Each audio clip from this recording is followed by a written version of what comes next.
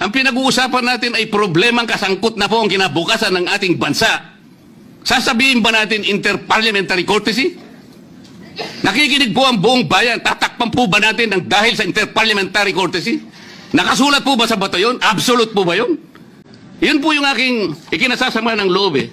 Hindi po tayo dapat mag-away-away. Iisa po ang ating layunin. Ang ating bansa ang pinaka-importante sa ating lahat. Bakit po kinakailangang ilihis natin? Bakit po tayo gagawa ng paraan para pagtakpan po natin ang hindi dapat pagtakpan?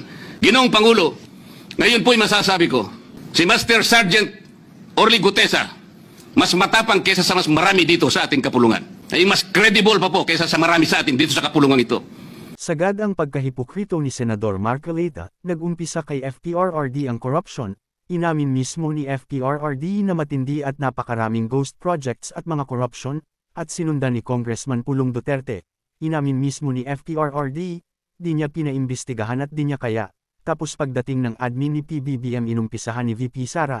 Lahat yan walang ginawa ang demonyong ito para imbestigahan. Tapos ayaw niya pang imbestigahan. Kinokontra niya pa ang Quadcom at Blue Ribbon Committee Chairman, na ayon sa Supreme Court ay may kaparusahan ang ginagawa ni Senador Marcoleta. Hinirang itong demonyong ito para maglingkod sa bayan pero ang ginagawa niya kinokontra niya ang mga adhikain ng mga constitutions ng gobyerno, ang House of Representatives, ang Senado at ang Philippines Coast Guard, pero ang ginagawa niya ay ang protektahan ang kalaban ng bayan, ang China at mga Duterte at ang Iglesia ng mga Manalo. Isipin niyo, senador siya, pero ang sabi niya pag inimpeach ng gobyerno si VP Sara dahil sa corruption at iba pang paglabag sa batas, tatayo raw siya bilang abogado ng kalaban ng gobyerno.